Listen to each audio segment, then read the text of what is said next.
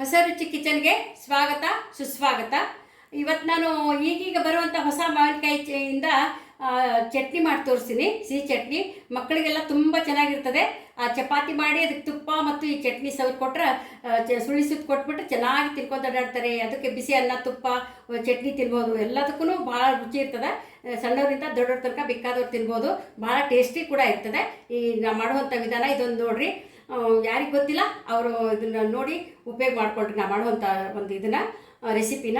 Okay, ಇದು ಮಾವಿನಕಾಯಿ ಸಿಪ್ಪಿ ತೆಗೆದು ತುರಿದು ಇಟ್ಕೊಂಡಿದ್ದೀನಿ. ನಾನು ಮಾವಿನಕಾಯಿ ಸಿಪ್ಪಿ ತೆಗೆದು ತುರಿದು ಇಟ್ಕೊಂಡಿದ್ದೀನಿ. ಒಂದು ಮಾವಿನಕಾಯಿ ಇದ್ದಿದ್ದು ದೊಡ್ಡ ಮಾವಿನಕಾಯಿ ಇತ್ತು. ಇದು ಹಾಗೆ ಒಣ ಕೊಬ್ಬರಿ ಒಂದು ಗಿಡದ ಒಂದು ಕೊಬ್ಬರಿ ಹೆಚ್ಚಿ ಇಟ್ಕೊಂಡಿದ್ದೀನಿ ನಾನು. ಇದನ್ನು ಇದು ಸ್ವಲ್ಪ ಹುರ್ಕೋಬೇಕು.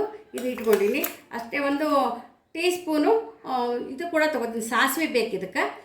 ಒಂದು ಟೀ ಸ್ಪೂನು ಮೇಥಿ ಬೇಕು. ಒಂದು ಟೀ ಸ್ಪೂನ್ ಮೇಥಿ ಬೇಕು ಇಟ್ಕೊಂಡಿದ್ದೀನಿ. ಹಾಗೆ ಸ್ವಲ್ಪ ಎಸೆಷ್ಟು ಹಿಂಗೆ ತೊಗೊಂಡಿದ್ದೀನಿ ನಾನು.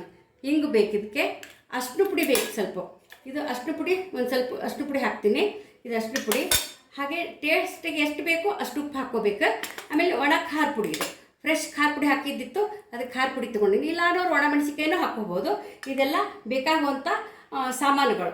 ಈಗ ಮಾಡೋ ವಿಧಾನ ತೋರಿಸ್ತೀನಿ ಬನ್ನಿರಿ. ಒಗ್ಗರಣೆಗೆ ಸಾಸಿವೆ ಮತ್ತು ಇದು ಫ್ರೆಶ್ ಆದಂಥ ಒಂದು ಕರಿಬೇವಿನ ಎಳೆ ಹಾಕಿ ಒಗ್ಗರಣೆ ಮಾಡಿ ಹಾಕಬೇಕು ಮೇಲೆ. ಅದನ್ನೆಲ್ಲ ಮಾಡೋದು ತೋರಿಸ್ತೀನಿ ಇವಾಗ. ಬನ್ನಿ ಮಾಡ್ತೀನಿ. ಸಾಸಿವೆ ಬೇಕು ಒಂದು ಟೀ ಸ್ಪೂನು. ಇದು ಹಾಗೆ ಒಂದು ಟೀ ಸ್ಪೂನು ಮೇಥಿ. ಇಷ್ಟು ಹಾಕಿ ನಾವು ಅದನ್ನು ಹುರಿಬೇಕು. ಹುರಿಯೋದು ತೋರಿಸ್ತೀವಿ. ಈ ಕೊಬ್ಬರಿ ಕೂಡ ಹುರಿದು ಮಿಕ್ಸರ್ ಮಾಡ್ಕೊಂಬಂತಿದ್ದು ಹುರಿದದ್ದು.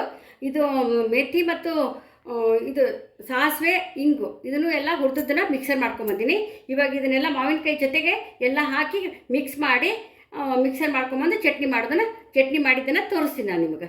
ಇದನ್ನು ಮಿಕ್ಸ್ ಮಾಡ್ತೀನಿ ಇವಾಗ. ಓಕೆ, ಇದನ್ನೆಲ್ಲ ಮಾವಿನಕಾಯಿನ ಇದ್ರಾಗ ಹಾಕ್ತೀನಿ. ಈಗ ಒಂದು ಮಾವಿನಕಾಯಿದು ತುರಿದದ್ದನ್ನು ಇದಕ್ಕೆ ಹಾಕ್ತೀನಿ. ಹಾಗೆ ಇದು ಕೊಬ್ಬರಿ ಕೂಡ ಇದ್ರಾಗ ಹಾಕ್ತೀನಿ. ಹಾಗೆ ಇದು ಖಾರ ಪುಡಿ ಕೂಡ ಇದ್ರಾಗ ಇದಕ್ಕೆ ಎಷ್ಟು ಬೇಕೋ ಅಷ್ಟು ಹಾಕಬೇಕು. ನಾನು 3 ಟೇಬಲ್ ಸ್ಪೂನ್ ಇಟ್ಕೊಂಡಿದ್ದೆ. ಇದ್ರಾಗ ಸ್ವಲ್ಪ ಹಾಕ್ತೀನಿ. ಇದು ಸ್ವಲ್ಪ ಇಟ್ಟಿರ್ತೀನಿ ನೋಡಿ ಹಾಕ್ತೀನಿ. ಹಾಗೆ ಈ ಸ್ವಲ್ಪ ಅಷ್ಟು ಪುಡಿ ಕೂಡ ನಾನು ಇಷ್ಟು ಸ್ವಲ್ಪ ಹಾಕ್ತೀನಿ.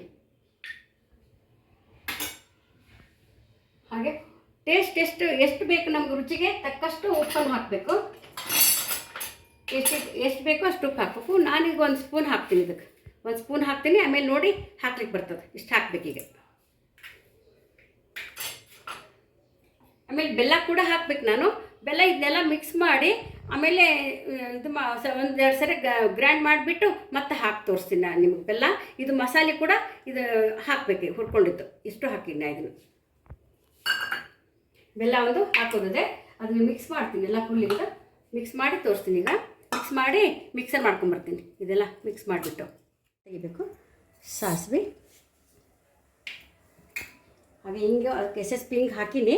ಇವಾಗ ಸ್ವಲ್ಪ ಒಂಚೂರು ಪತಾಂಜಲಿ ಹಿಂಗೆ ಒಂದು ಸ್ವಲ್ಪ ಹಾಕಿಬಿಟ್ರೆ ಇನ್ನೂ ಮಸ್ತ್ ಟೇಸ್ಟ್ ಆಗಿಬಿಡ್ತದೆ. ಅದು ಚಿಟ್ಬಿಟ್ಬೇಕವು.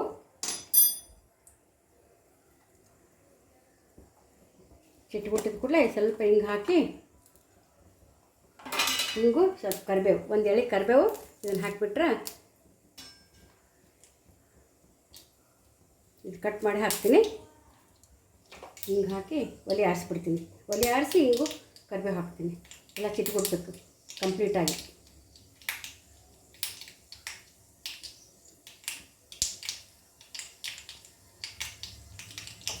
ಈಗ ಕರಿಬೇವು ಹಾಕ್ತೀನಿ. ಸ್ವಲ್ಪ ಹಿಂಗೆ ಹಾಕ್ತೀನಿ. ಸಾಕು. ತುಂಬ ಚೆನ್ನಾಗಿ ಘಮ ಘಮ ಬರ್ತಾಯಿದೆ. ಇವಾಗ ಇದನ್ನ ಈ ತಡಕ ಆ ಚಟ್ನಿಗೆ ಹಾಕಿಬಿಡ್ತೀನಿ. ಆಯ್ತು. ಇವಾಗ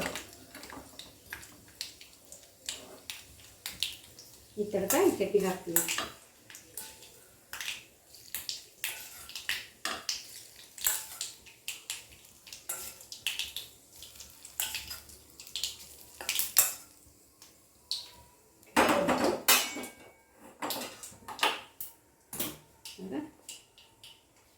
ರೆಡಿ ಟು ಸರ್ವ್. ಈ ಚಟ್ನಿ ಇವಾಗ ರೆಡಿ ಆಯಿತು. ಇವಾಗ ಚಪಾತಿ ತುಪ್ಪ ಆದರೂ ಹಾಕ್ಕೊಂಡು ತಿನ್ಬೋದು. ಬಿಸಿ ಅನ್ನ ತುಪ್ಪ ಚಟ್ನಿ ಆದರೂ ತಿನ್ಬೋದು. ಎಲ್ಲದಕ್ಕೂ ಓಕೆ ಇದೆ ಇದು ಚಟ್ನಿ. ಭಾಳ ಚೆನ್ನಾಗಿರ್ತದೆ. 8 ದಿವಸದವರೆಗೂ ಒಂದು ಹನಿನೂ ನೀರು ಮುಟ್ಸಿಲ್ಲ, ಇದಕ್ಕೆ ಒಂದು ಡ್ರಾಪ್ ಕೂಡ ನೀರು ಮುಟ್ಸಿಲ್ಲ. ಅದೇ ಮಾವಿನಕಾಯಿ, ಉಪ್ಪು ಹಾಗೆ ಕೊಬ್ಬರಿ ಅದೆಲ್ಲನೂ ಮಿಕ್ಸ್ ಮಾಡಿ ಮಾಡಿದ್ದದು. ಉಪ್ಪು ಮತ್ತು ಮಾವಿನಕಾಯಿಗೆ ರಸ ಚೆನ್ನಾಗಿ ಬಿಡ್ತು. ಇದು ನೀರಿನ ಕೈ ಮಾಡಬಾರ್ದು. ಇದ್ರ ಟ್ರಿಕ್ಸ್ ಏನಂದರೆ ನೀರು ಒಟ್ಟೆ ಹಚ್ಚಬಾರ್ದು.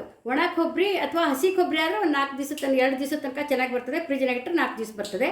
ಇದು ಏನಿಲ್ಲ, ಹೊರಗೆ ಇಟ್ಟರೆ ಆಯಿತು. ಒಣ ಕೊಬ್ಬರಿ ಗಿಟ್ಕ ಇರ್ತದಲ್ಲ, ಅದನ್ನು ಕಟ್ ಮಾಡಿ ಹುರಿದು ಮಾಡಿದ್ದದೆ. ಇದು ಚೆನ್ನಾಗಿ ಹುರಿದ್ರೆ ಯಾವುದೇ ಐಟಮು ಎಷ್ಟೊಂದು ತಾಳಿಕೆ ಬರ್ತದೆ. ಟೇಸ್ಟ್ ಕೂಡ ಚೆನ್ನಾಗಿರ್ತದೆ. Ready to serve. ಧನ್ಯವಾದಗಳು.